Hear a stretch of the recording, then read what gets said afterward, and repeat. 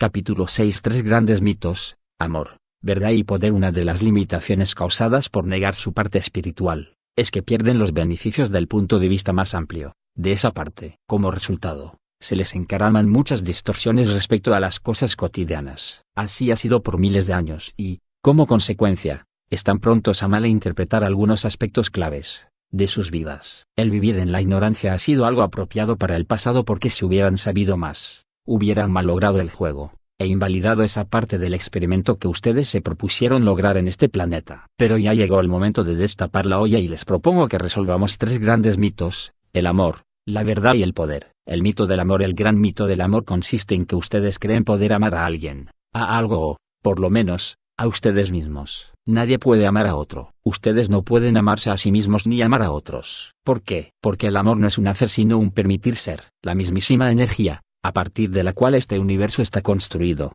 posee en sí misma una cualidad, una dicha de ser, una aceptación del derecho de todas las cosas para que sean y un deleite en la expresión de todas las cosas, a medida que ellas disfrutan su derecho de ser. Todos los seres provienen de la fuente y tienen el derecho divino a experimentar y expresar su divinidad, y todos los seres tienen el derecho a disfrutar las expresiones de los demás, porque ellos en realidad no son más que uno solo, aunque ingeniosamente disfrazados para aparentar estar separados. El aceptar esta dicha y deleite de expresarse a ustedes mismos y a los demás, es una experiencia maravillosa y constituye lo que yo denomino amor. Sin embargo, no pueden ustedes hacer dicha ni deleite, solo pueden permitirles ser, dejar que los barra, de cabo a rabo, como cualquier otra emoción. Y esta emoción no está condicionada, en realidad, a lo que cualquier otro ser esté haciendo, se basa en conocer y experimentar la divinidad que hay en él. Si alguien que conoces está de malas pulgas, por ejemplo, aún así, está expresando su divinidad, aun cuando esa expresión no te entusiasme. Así pues, el amor no es algo que hacer, es la respuesta,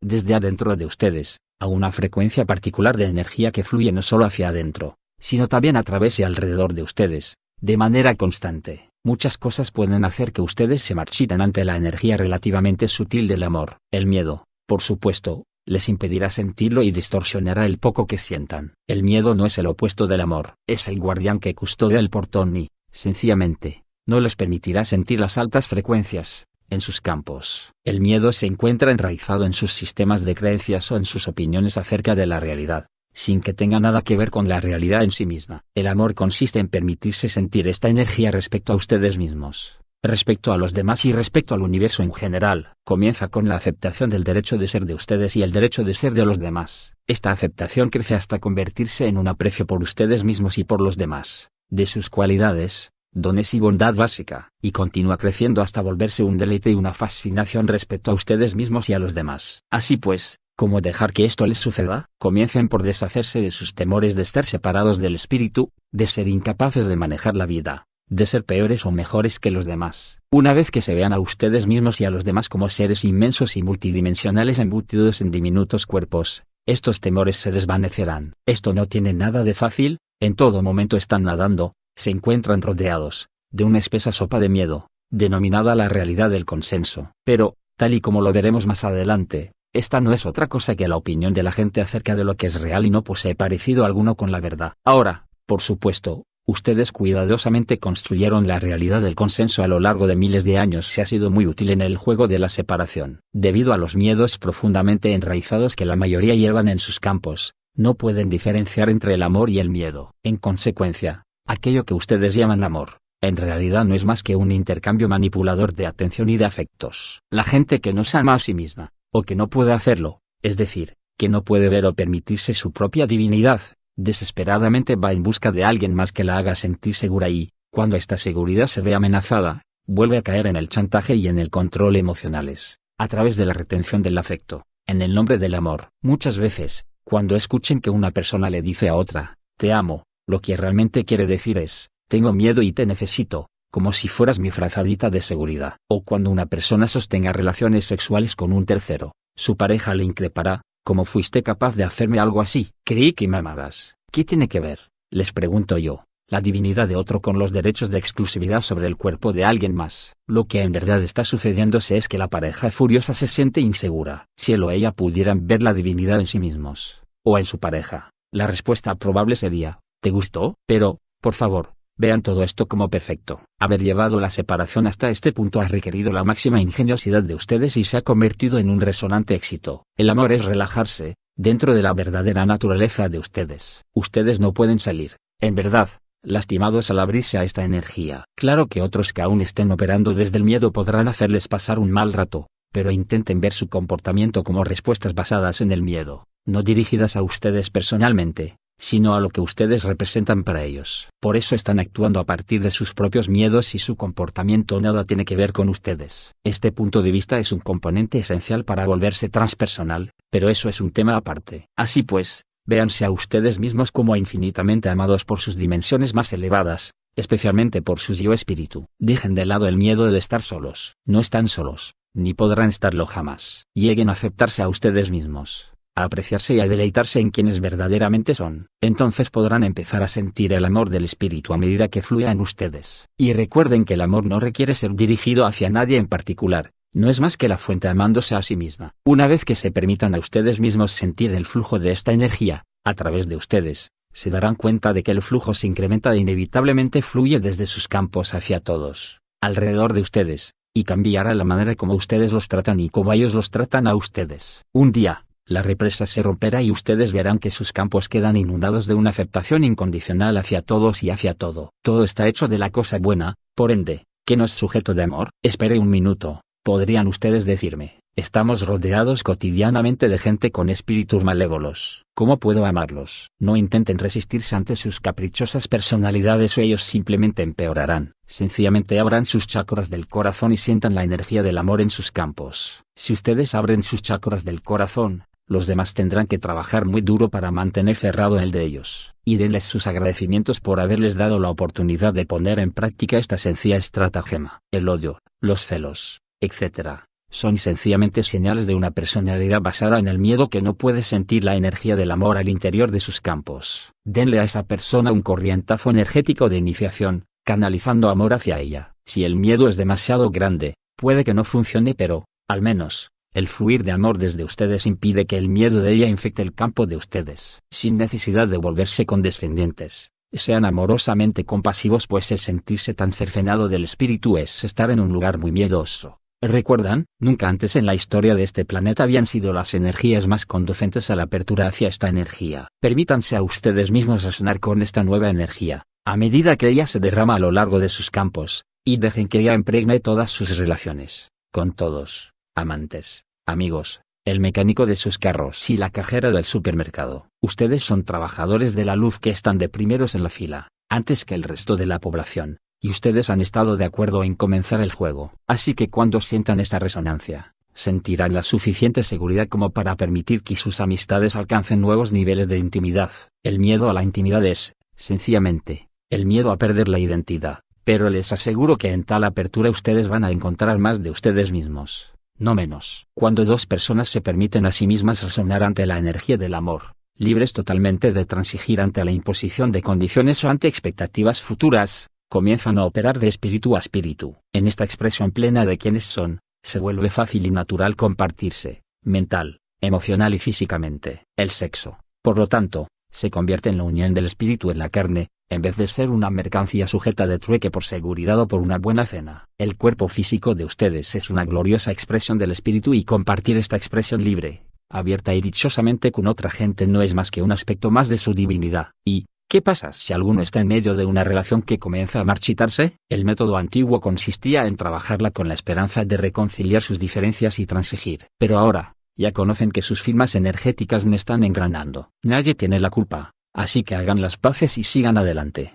cada uno por su lado, antes de que se lastimen. Mantenerse adherido al oscuro panorama no le sirve a ninguno y menos al espíritu. Ustedes tenían un acuerdo de espíritu a espíritu para estar juntos, durante cierto lapso, y sus firmas resonaban. Pero una vez que el acuerdo se termina, la resonancia falla y es casi como si fueran extraños. Háganle honor a eso y declaren un empate. Dejen de lado el temor de que no habrá más relaciones porque esa energía en sus campos alejará a la próxima persona, a través de la resonancia. A cambio, fijen una expectativa de apertura y anticipación en sus campos y, pónganse a observar. Podría ser difícil ver la perfección del plan cuando sus relaciones primarias acaban de terminar. Por ejemplo, ello podría traerles todo tipo de cosas: abandono, dolor, vergüenza, culpa, pérdida de autoestima, etc. ¿En dónde está la perfección en todo ello? Recuerden que ustedes decidieron participar para sus propios fines. Pudo haber sido para desbaratar viejos patrones, por ejemplo, el de siempre mirar hacia afuera en busca de aprobación, para ganarse nuevas inspiraciones acerca de la naturaleza del amor o para moverse a ustedes mismos hacia un estado transpersonal. No importa la razón,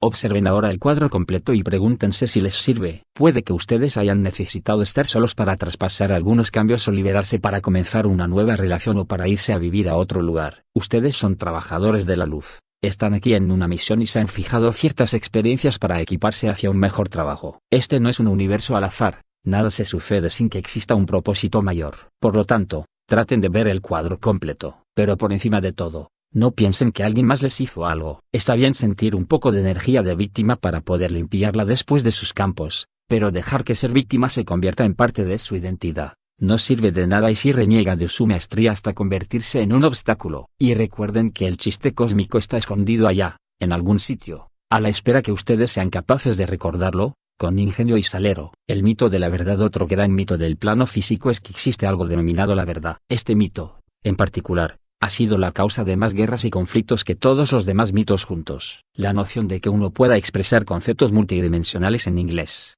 alemán, o en cualquier otra lengua es ultrajante, a pesar de que el hebreo es la que más se presta. No, amigos míos, en el plano físico todo lo que ustedes oyen no son más que opiniones, a menudo basadas en las opiniones que otras personas le han, a su vez, pasado a otras y que nosotros pescamos en algún punto del camino. Así que traten cada cosa que oigan, vean o lean como una opinión, incluyendo las ideas de este libro. Existe una sola persona capaz de juzgar lo que es verdadero para cada uno de ustedes, usted mismo. Si creen que el mundo es un lugar inhóspito, regido por un dios iracundo y vengativo, así será, para ustedes, quiero decir. O si creen que el universo es benévolo y que el espíritu los guía a cada paso, así será lo que ustedes experimentarán. La realidad es infinitamente compleja y maleable, está diseñada para ser así. El universo no es un mecanismo estático, dentro del cual cada uno tiene que hallar su camino. Ha sido creado para apoyar específicamente a todos los seres con una infinita variedad de expresiones de la fuente. Esta creatividad es el modo de la fuente para conocerse a sí misma y para crecer, y esto incluye el apoyarlos en sus expresiones de aquello que cada quien cree que es verdadero. Las personas que participaron en la misión Tierra en Sedona, Arizona, nota del traductor,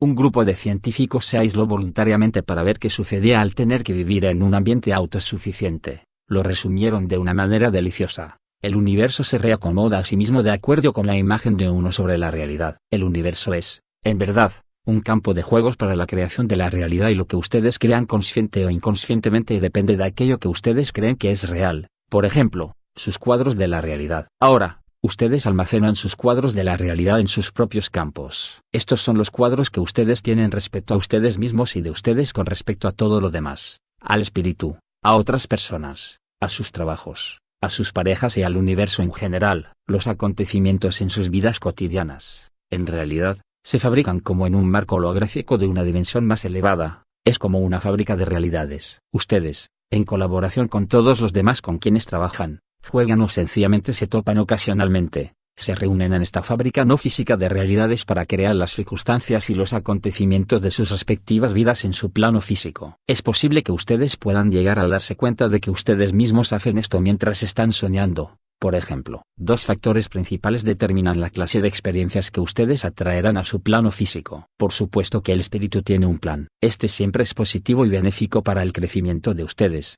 instante a instante. Aunque a primera vista pudiera aparentar no ser así, analícenlo detenidamente y verán por qué estrellaron su carro o les robaron la billetera. A medida que nos acercamos a la ascensión, se darán cuenta de que las experiencias se intensifican y el ritmo de la vida se acelera, debido a que están en el proceso de romper el cascarón de sus antiguos cuadros de realidad para poder reemplazarlos por otros nuevos, a una velocidad cada vez mayor. La segunda influencia importante en los acontecimientos que experimentan son sus propios cuadros de la realidad. Los cuadros basados en la limitación y en el miedo hacen difícil para que el espíritu les traiga una plena sanación y encuentros amorosos con ustedes mismos y con los demás. Alguien que está viviendo en el miedo sencillamente no le da permiso al espíritu para desplegar unas experiencias basadas en el amor. Esto significa, por supuesto, que inclusive el amor puede ser interpretado a través de los ojos del miedo y quedar así distorsionado. Si no existe una sola verdad galáctica, quiere decir que cada uno puede tomar cualquier conjunto de verdades que le plazca para construir sus propios cuadros de realidad.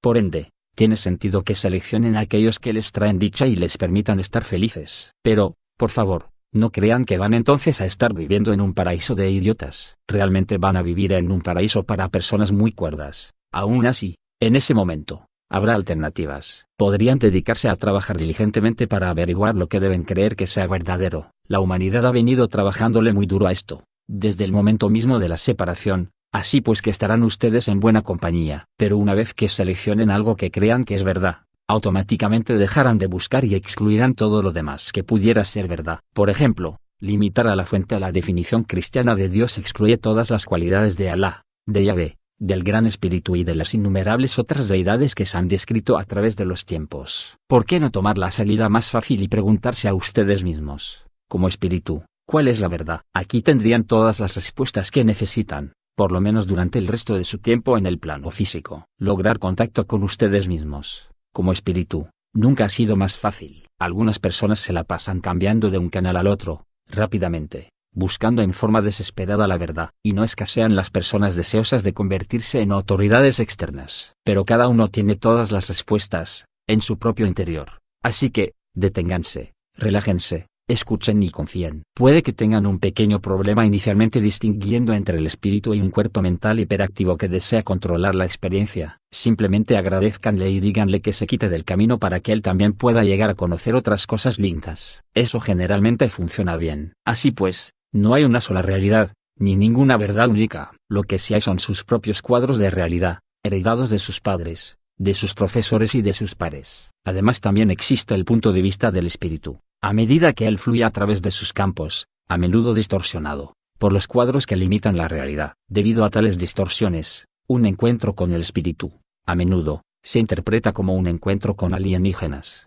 con el demonio, con un dios proyectado por fuera del yo, o sencillamente como producto de la imaginación. Como nunca antes, ustedes, como espíritu están intentando discernir los cuadros de realidad que sus yo personalidad sostienen. La ascensión es un concepto tan inmenso que estos pequeños cuadros deben partir si es que han de aprender siquiera una fracción de lo que significa. Así que desháganse de cualquier opinión que tengan respecto a quiénes son, quiénes creen ustedes que los demás son y quién creen ustedes que el espíritu es. Mantengan sus sistemas de creencias plenamente abiertos, y su discernimiento vivo y sano. La creencia es una muerte segura para el entendimiento. Entonces, ¿qué les quedaría? La creencia parte del deseo de que algo sea verdad. Se construye sobre conceptos preconcebidos y sobre prejuicios. Deja que la mente se abra solo ante aquello que cabe en su modelo. La fe, por otro lado, es una zambullida en lo desconocido, con una mente abierta, con el conocimiento cierto de que está bien dejarse ir. La fe sabe que no necesariamente será seguro, ni cómodo, pero sí que está bien. La creencia se aferra.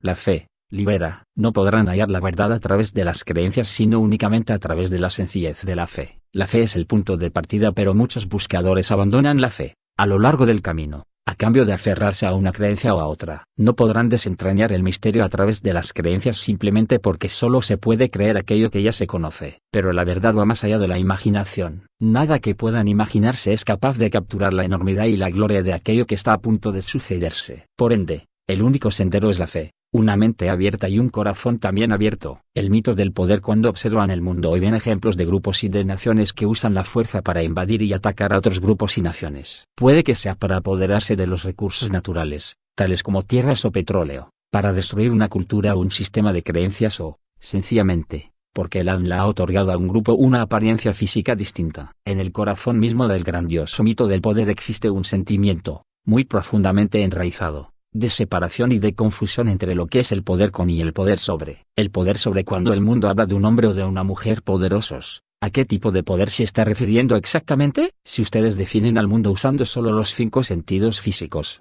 entonces el poder queda definido por aquello que ustedes son capaces de ver, tocar, sentir, escuchar, etc. Por ende, ven al poder como dominación o como poder sobre los demás, poder sobre el medio ambiente, o inclusive, poder sobre sí mismos. Y debido a la manera como las sociedades definen el poder, y lo concentran en unos pocos individuos, las sociedades se ven forzadas a establecer organizaciones para prevenir su mal uso. Por ello es que hay que tener vigilantes que escruten a quienes detentan el poder. Cuando una sociedad o un grupo define el poder en términos de la habilidad para dirigir el uso de los recursos, tales como dinero, vidas humanas, ejércitos, armamento, alimentos y materias primas, El miedo más grande consiste en la pérdida de ese poder ante alguien más o ante cualquier otro grupo. Y el poder sobre los demás refuerza y hace más profunda la separación, debido a que es imposible ejercer el poder sobre los demás sin convertir a los demás en los otros, sea basándose en su religión, ideología, color de piel o género. Cuando la personalidad busca fuera de sí misma el poder,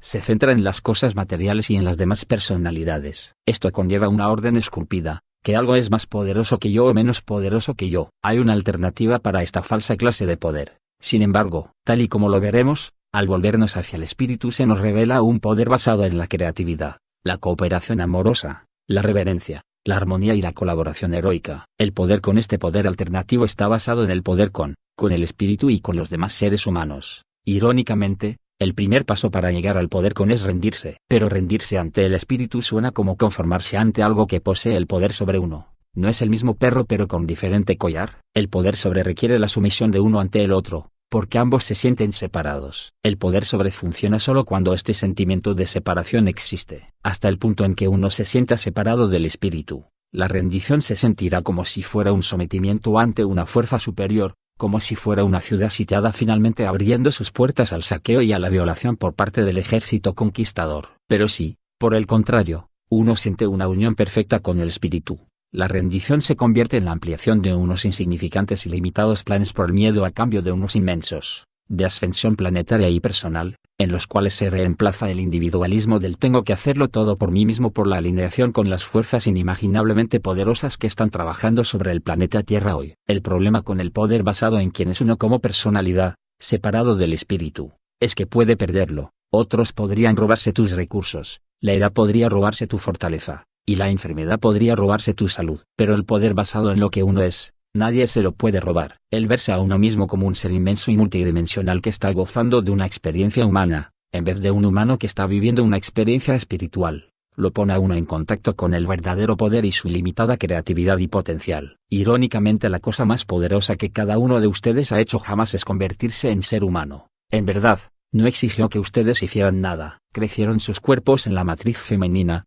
al nacer, o un poco antes, incorporaron una parte de sus identidades en esa forma diminuta, y luego, corrieron el velo para olvidar lo que habían hecho. Ese es uno de los actos más poderosos realizados en parte alguna de cualquier universo. Dijeron, soy lo suficientemente fuerte e inmenso para desempeñar esta vida. Puedo vendarme a mí mismo ante mi propio inmenso ser y tener éxito entre el billón de todos los que han hecho la misma cosa. Puede que nos peleemos y que haya disputas, pero las trascenderemos y lograremos recordar. Por ende, se olvidaron de su verdadero poder junto con su verdadera identidad y todo ello, solo para lograr que el juego fuera más real. Cuando ustedes no están conscientes de su verdadero poder, les toca batirse para agarrar lo que se pueda antes de que alguien más lo haga. Cada acción no amable o dañina sobre este planeta, ha sido cometida por alguien que se sentía impotente, de alguna manera, y mientras más fuerte sea el sentimiento de impotencia, mayor será la no amabilidad o el daño de la acción. Solo pueden ejercer poder sobre los demás si poseen un cuadro de realidad que dice que ellos están separados de ustedes. Podrían cambiar los cuadros de realidad respecto a la separación, pero lo que hace que acceder a su verdadero poder sea más difícil es el hecho de haber construido cuidadosamente una piedra angular de separación dentro de la especie humana, a un nivel celular. Muy pocos realmente sienten una verdadera unicidad a un nivel físico profundo. De hecho,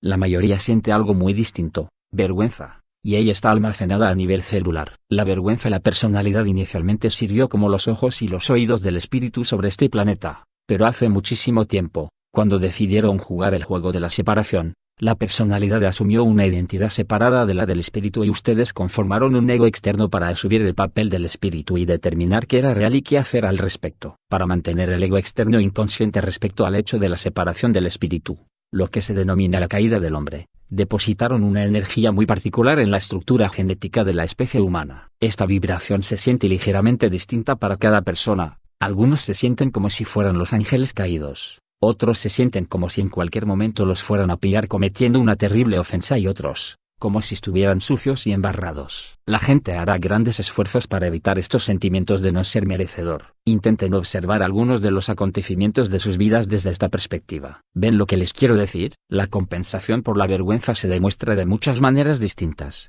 Elitismo o competencia, por ejemplo. Cuando uno se siente separado de los demás y, ni siquiera está seguro de que existe algo llamado espíritu, es inevitable que el ego externo busque seguridad tratando de ubicarse lo más alto posible en la escala. en comparación con los demás. La razón por la cual las noticias de televisión se centran en la muerte, en la ruina y en el desastre es la de permitirle a la gente sentir que alguien, en algún lugar, la está pasando peor que uno mismo y que uno esté temporalmente un poco más protegido porque sencillamente no le tocó hoy, sintiéndose cercenada del espíritu. La personalidad ve a la vida casi como un castigo, en vez de un regalo, o de una oportunidad para expresarse, con lo cual la expresión sentencia de muerte de Loste, en inglés se dice cadena perpetua o life sentence, adquiere todo su real significado. Lo importante a saber acerca de esta vergüenza, es que uno la hereda en sus genes. En el planeta Tierra esto ya viene como parte del programa, pero está tan enraizada como parte del cuerpo físico que jamás nos ponemos a examinarla como lo que es, una condición de estar encarnado. Y cada vez que alguien dice algo como esto,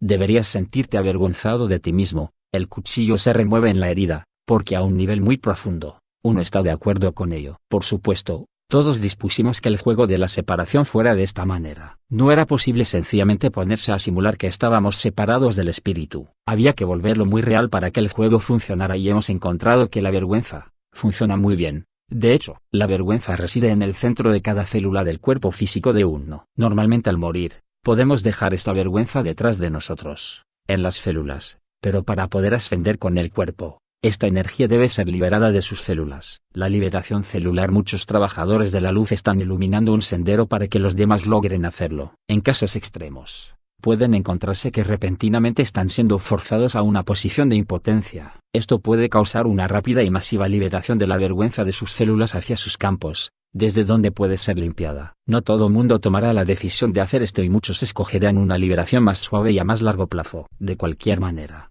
es bueno que sepas que cuando sientas vergüenza de cualquier tipo, no se trata de ti sino de otra energía que debes liberar de tus campos. Intenten que la vergüenza no permanezca como parte de sus identidades ni se sientan culpables de ser ustedes. Como trabajadores de la luz, se encuentran transmutando la vergüenza inherente de la especie humana en una expresión más elevada de unicidad y de servicio con el espíritu. Bajo la guía del espíritu, la energía de la vergüenza está siendo liberada desde sus células hacia sus campos. Y tal y como está sucediendo, uno la siente como si fuera una experiencia de primer plano en vez de una condición inherente del ser humano. Y la manera de aliviarla consiste en pasar a través de ella. Evitarla o suprimirla equivale a decirse que sí es verdad y que somos impotentes para hacer algo al respecto. Sencillamente mírenla de frente como algo heredado en las células y proveniente de algo impreso por la cultura, y no como parte de su identidad. A medida que vayan quemando la vergüenza liberada de las células en sus campos, lo irán sintiendo. Permitan que esto suceda, a sabiendas de que no son ustedes, sino algo que vinieron a lidiar en este planeta. Si se sienten solos e impotentes, traten de hallar otro grupo de trabajadores de la luz, algunos de los cuales también estarán en medio de este proceso. No teman aceptar sus ayudas. Los días del individualismo a ultranza se han ido. Nos hemos movido hacia una era de co-creación y es importante dejarlo que suceda. Los trabajadores de la luz están cumpliendo su misión en este planeta, pero, hasta ahora, pudieron haber estado trabajando en solitario. Pero ahora se les llama, en vivo, para que trabajen junto con otros trabajadores de la luz en la co-creación del siguiente nivel de la evolución de la especie humana. A medida que los antiguos patrones basados en la separación están siendo extraídos de la herencia genética de la especie humana, ustedes no pueden hacerlo solos. Otra manera de darse apoyo cuando la vergüenza aflore, consiste en sentir el verdadero poder de uno. Pídanle al espíritu una capacidad cada vez mayor para hacer lo que sea necesario. En segunda instancia, invoquen a los ángeles de la fuerza destructora para que centrifuguen la energía fuera de sus campos, y a Saint Germain para que le aplique la llama violeta a sus campos. Después de unos pocos segundos o minutos, ustedes se van a sentir más calmados y,